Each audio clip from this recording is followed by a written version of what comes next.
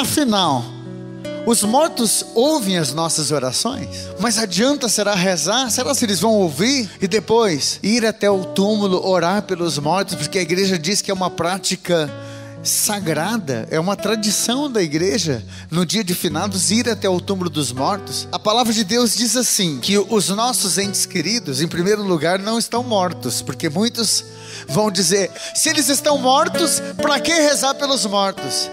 Estão mortos, vírgula, porque nosso Senhor Jesus Cristo diz no capítulo 11 de São João, ali no versículo 25, todo aquele que crê em mim, ainda que esteja morto, viverá. Aí muitos vão dizer, claro que viverá. Viverá no dia do julgamento final. Não é que vive já. Mas é isso que Jesus disse para Dimas, quando estava do lado da cruz. Lucas 23, 43. Preste atenção no que o Paulo está dizendo. Ao lado de Jesus tinha duas cruzes. Eram dois ladrões, o bom e o mau ladrão, né? Por que a gente fala o bom ladrão? Porque é aquele que se converte no último instante. E Dimas diz, Senhor, lembra de mim quando estiver no teu reino. E Jesus diz para ele, ainda hoje estará comigo no paraíso. Ainda hoje. Gente, a palavra de Deus nos diz que quando nós partimos dessa vida, vamos continuar vivos, mas em outro plano. Nós não vamos para muito longe não, nós só vamos para outro plano. Então nós vamos continuar junto do Senhor. A própria palavra de Deus diz assim, o que pode nos separar do amor de Cristo? Romanos 8:38. Estou persuadido de que nem a morte, nem a vida, nem o presente, nem o futuro, nada pode nos separar do amor de Cristo. E às vezes a gente acha que morreu, acabou. Nunca mais para essa vida aqui, para esse mundinho nosso. Mas as pessoas que morrem vão continuar ligadas em Cristo, vão continuar vivas, diz a palavra, não mortas. E aí, gente, a palavra vai dizendo que é rico e salutar orar por aqueles que já partiram. Em 2 Macabeus, no capítulo 12, versículos 43 até o 46, a palavra diz assim que Judas Macabeus, ele ofereceu 2.000 dracmas, que era o valor em dinheiro, de prata. Ele ofereceu lá em Jerusalém, em sacrifício pelos pecados dos mortos. Eles já estavam mortos, e por que Judas Macabeus vai oferecer? Aí a palavra esclarece assim, obra bela e santa, inspirada pela crença na ressurreição. Porque se ele não esperasse que os mortos haveria de ressuscitar, seria coisa supérflua e vã orar por eles. 2 Macabeus está dizendo, se ele não soubesse que os mortos vão ressuscitar, seria vão então orar por eles. Está lá, é rico e salutar orar por aqueles que já partiram. Quem aqui tem o costume de, no dia 2 de novembro, ir visitar o túmulo dos mortos? Preste atenção nessa aqui. Maria Madalena e outra Maria, diz a palavra em Mateus 28, versículo 1, diz que um dia depois da morte do Senhor, olha onde que elas foram.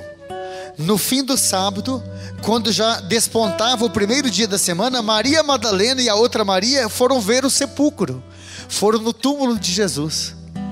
Gente, eu conheço pessoas que são sepultadas e passa 1 mês, 2 meses, 1 ano, 5, 10 anos, nunca mais ninguém volta lá. Dia 2 de novembro tem gente que já vai cedinho lá, já vai um dia antes, na semana, limpa, deixa bonito. Gente, lá a gente sabe que está só a matéria, o corpo. Mas o corpo não diz a Bíblia que é templo do Espírito Santo? Não é só um monte de carne que está lá, é o que você viu durante a vida toda. Quantos abraços, quantos beijinhos já não recebeu dessa pessoa que você amava? Tem gente que tem o cheiro, tem saudade até do cheirinho da mãe que faleceu. É ou não é verdade? Mães que sepultaram o filho, você se lembra até do cheiro do filho. Está lá. Então, se é rico, se é obra santa, se é salutar orar pelos mortos, se Maria Madalena e a outra Maria foram no sepulcro de Jesus, e eu poderia aqui colocar até no capítulo 11 de São João, quando Jesus vai ressuscitar Lázaro, chega lá, começa a procurar Marta. Sabe onde que a Marta estava? Chorando no túmulo do irmão. chorando lá no túmulo de Lázaro. Por que ela estava no túmulo? Porque já era uma tradição ir ao túmulo, desde aquela época. E aí querem colocar na nossa cabeça que essa história de ir no cemitério, isso está errado. Não se pode rezar pelos mortos, que os mortos não podem voltar. No Catecismo da Igreja, número 958, diz assim: recomenda-se cabalmente, ou seja, se recomenda muito para que se visite os túmulos, se ore pelos mortos. Todo o corpo místico de Jesus Cristo, a igreja terrestre, desde os tempos das primícias da religião cristã, venerou com grande piedade a memória dos defuntos. Diz o Catecismo da Igreja, número 958. Quer dizer, por que nós visitamos o túmulo dos mortos? Porque oramos pelos mortos. É tradição sagrada e cristã. Desde os princípios já se fazia isso.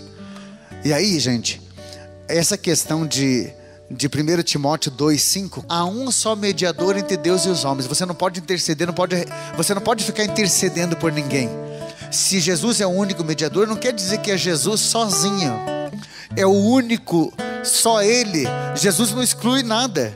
Para salvar o mundo, Jesus salvou sozinho?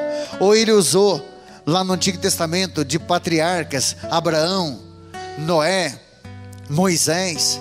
Ele nos salvou usando de pessoas concretas? Como que Ele fez para vir para o mundo? Ele desceu assim do alto? Não, nasceu do ventre de uma mulher. Esperou o sim dela para vir. Está vendo que para salvar Deus vai incluindo muitas coisas? E para salvar a humanidade, esse único mediador, Ele usa da igreja. Jesus aparece na Bíblia, em 1 Coríntios, ali no capítulo 11, como a cabeça de um corpo. E aí São Paulo vai dizer assim, em 1 Coríntios 12, a partir do versículo 12, depois que ele fala dos dons: Cristo é a cabeça e a igreja é o corpo. Existe corpo sem cabeça?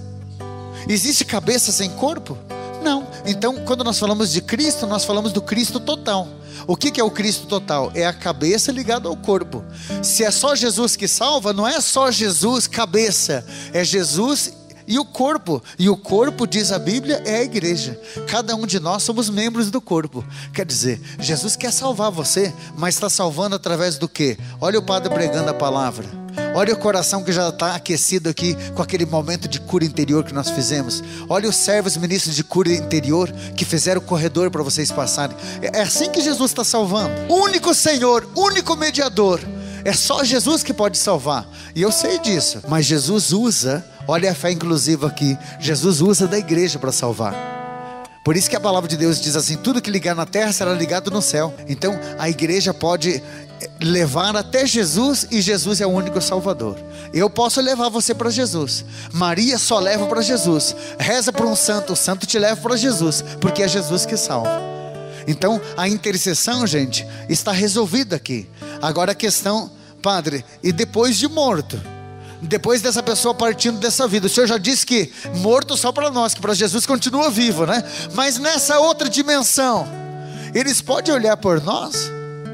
E adianta a gente orar por eles, conforme o Senhor leu em 2 Macabeus? Em Apocalipse 6:9, ele fala da atividade das pessoas que já morreram diante do trono de Deus, aqueles que já partiram dessa vida.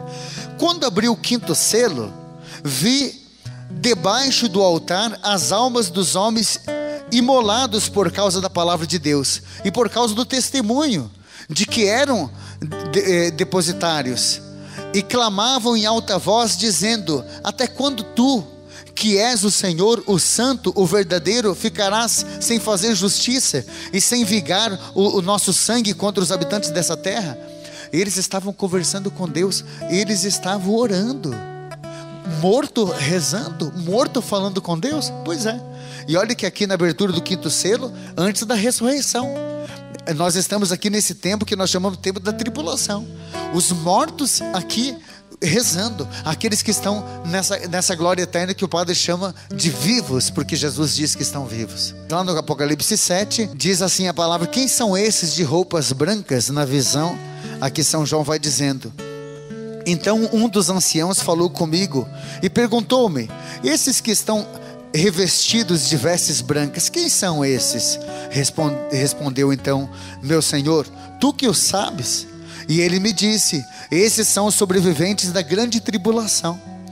lavaram as suas vestes e as avejaram do sangue do Cordeiro. Por isso, estão diante do trono de Deus e o servem dia e noite no seu templo. Lá, os mortos servem a Deus no seu templo. Quer dizer, a gente às vezes acha que estão mortos, estão lá debaixo da terra aguardando o juízo final, só aguardando o dia do julgamento. Haverá o dia do julgamento? Haverá. Mas preste atenção, quando nós partimos dessa vida, nós vamos imediatamente para um lugar onde Jesus chamou de paraíso, que não é a vida eterna ainda. Esse estado de graça que Jesus chama, é o lugar onde a graça de Deus vai completar em nós o que falta para a santidade. E se você morreu hoje, você vai para o céu ou não? Porque Jesus diz assim, quem crê não será condenado. Veja o capítulo 3 de São João lá, versículo 18. Quem crê não será condenado. Mas a Bíblia também diz que só os santos vão habitar com Deus. Quando Jesus disse para aquele ladrão, ainda hoje estará comigo no paraíso, ele vai para um lugar onde a graça de Deus vai completar nele o que falta para a santidade. É o que a igreja chama de purgatório. Purgare, do latim purificar-se. É claro que tem que ter esse estágio intermediário. No paraíso existe tristeza? Não. Existe dor? Não. Existe só graça, só bênção. Purgatório significa lugar de purificação, lugar de graça. A graça de Deus vai completando em nós o que falta para a santidade. Oh, bênção maravilhosa. Aqueles que você amou muito aqui na terra, está no lugar maravilhoso, filho. Eu vou encerrando aqui dizendo para você a história do rico e do Lázaro. Havia um homem rico que se vestia de púrpura e linho finíssimo, e que todos os dias ele banqueteava-se, regalava. Havia também um mendigo, o nome de Lázaro, todo coberto de chagas. Ele estava deitado à porta do rico. Ele avidamente desejava matar a fome com as migalhas que caíam da mesa do rico. Até os cães iam lamber as suas chagas. Ora, aconteceu morrer o mendigo e ser levado pelos anjos no seio de Abraão. Foi para o céu. Morreu também o rico e foi sepultado. Estando ele nos tormentos do inferno, levantou os olhos e o viu ao longe Abraão e Lázaro no seu seio. Ele vê Abraão, que já havia morrido há muito tempo. Por que ele vê Abraão? Porque Abraão estava na glória. E Lázaro, que era aquele homem mendigo que pedia esmola e ele não dava nem esmola, miserável. Gritou então: pai Abraão, compadece-te de mim, manda Lázaro molhar com água a ponta do dedo, a fim de me refrescar a língua, pois eu estou cruelmente atormentado nesse lugar de chama. Abraão, porém, replicou: filho, lembra que recebestes teus bens em vida, e Lázaro só males. Por isso agora aqui é consolado, mas tu está no tormento. Além de tudo, há entre nós e vós um grande abismo. Aqueles que morrem no pecado, aqueles que negam a Deus, a Bíblia diz que vão para o inferno. Infelizmente essa é a verdade. Por isso que eu digo que a gente tem que aqui na terra procurar converter a nossa família. Aí no versículo 27 o rico diz: rogo então, pai, que mande Lázaro ir na casa do meu pai, pois eu tenho 5 irmãos, para lhe testemunhar que não aconteça deles virem para esse lugar de tormento. Gente, olha aqui para mim. O rico que já tinha morrido está intercedendo pelos seus. Então quer dizer que aqueles que morrem podem olhar pelos seus. Deve ter muita gente boa que já morreu. Se até esse rico avarento podia olhar pela família, eu fico imaginando aqueles que você amou aqui na terra, que tinham um coração bom, o quanto que ele lembra de você aqui. E às vezes eu digo, que injustiça, né? Lembram tanto de vocês, e talvez você nunca ofereceu uma missa para ele. No dia 2 de novembro nem vai lembrar de ir lá no túmulo. Não é injusto isso? É injusto, sim. E aí, gente, eu fecho aqui, porque muitos dizem assim: padre, mas os mortos podem voltar. A Bíblia diz assim: se eles não ouvirem Moisés e os profetas, tampouco se deixarão convencer, ainda que ressuscite algum dos mortos. Quer dizer, os mortos não podem vir. Eles podem sim interceder por nós, como o rico intercede pela família. Agora põe a mão no teu coração, feche teus olhos, e eu quero que você lembre-se de alguém que já partiu da tua vida e que deixou tanta saudade aí. Obrigado por cada intenção. Tem gente aqui, olha, que há muito tempo não recebi uma missa, e você está lembrando dessa pessoa. Louvado seja Deus por isso. Obrigado, Senhor.